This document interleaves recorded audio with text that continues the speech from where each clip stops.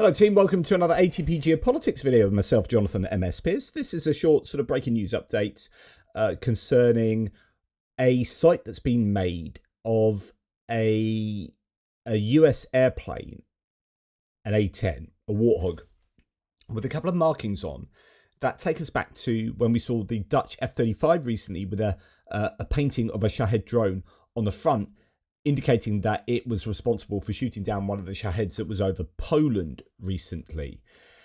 A US A-10 has just returned to the United States with two Shaheds on the side.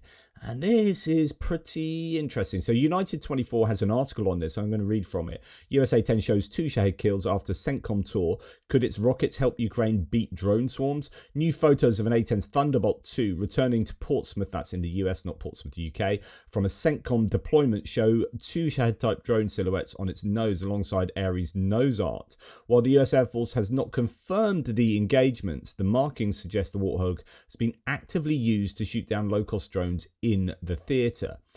Now, the question is, of course, where did this take place? The aircraft had spent roughly 6 months in the CENTCOM arena, so that's kind of Central European area of responsibility as part of Operation Inherent Resolve, where one-way attack drones have become a persistent threat. Although there's been no official Air Force statement, these visual indicators reveal a quiet adaptation of the Warthog's mission set, aligning endurance, sensor stability and magazine depth with the growing need to defeat inexpensive drones. So absolutely fascinating that you can see that on the nose there very clearly.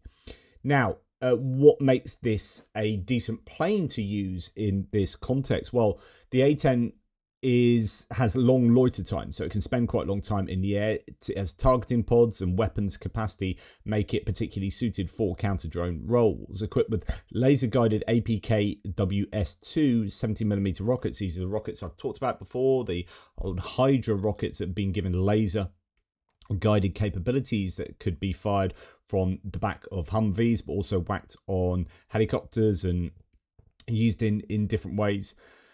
They have been quite popular against Shahed drones recently, but they can be fired from the A-10. The jet can engage slow, fragile drones repeatedly on a single sortie. Impressive.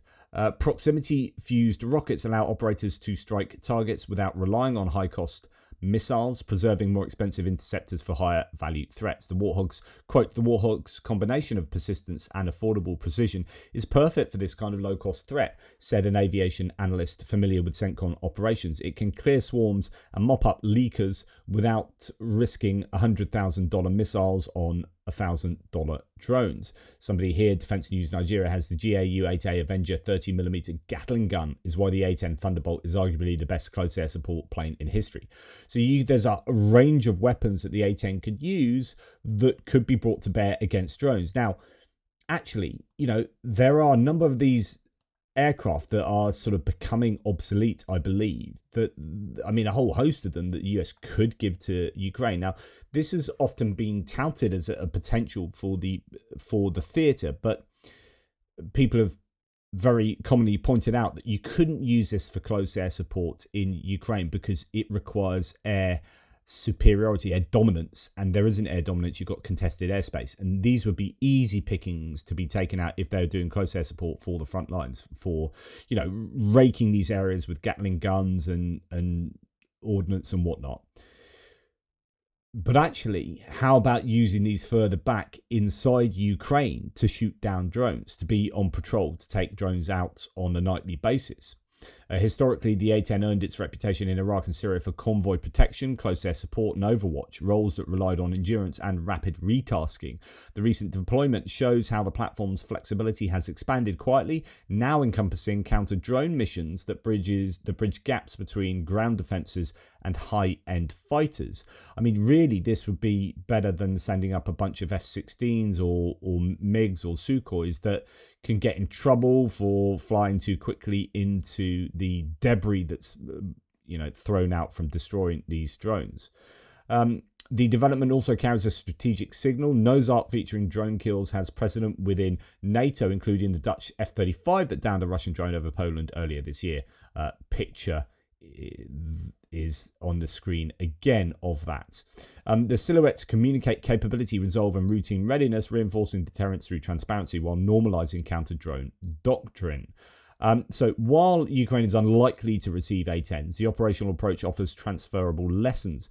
Persistence, low-cost, precision effects, and multiple engagement opportunities could be adapted for rotary wing aircraft, light fixed-wing platforms, or even drones equipped with targeting pods. Now, we know that Ukraine is pushing more helicopters. Zelensky has said this the other day. They need more helicopters.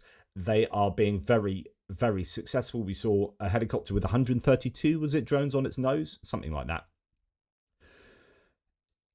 Helicopters are very useful, but I don't see why it should be unlikely that Ukraine receives A-10s. Now, of course, they need training, but again, here, I don't see why you can't have retired A-10 pilots be employed as kind of mercenaries, if you like, to operate not on the front lines, not in offensive capabilities, but in the capacity for defense in the air against drones.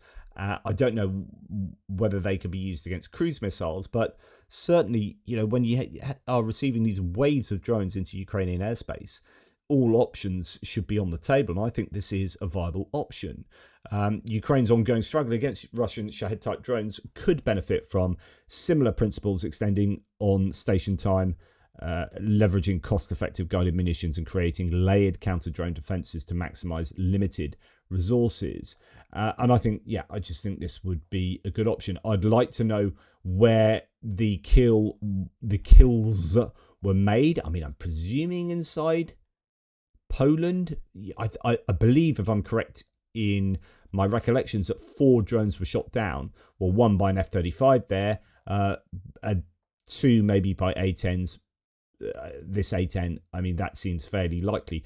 I don't think it's realistic that this A-10 would have been operating inside Ukraine, but hope springs eternal, and I think that it could be a potential for the future. Obviously, you've got, as I say, training time, but you get around that by getting mercenary pilots in to do defensive work in Ukraine.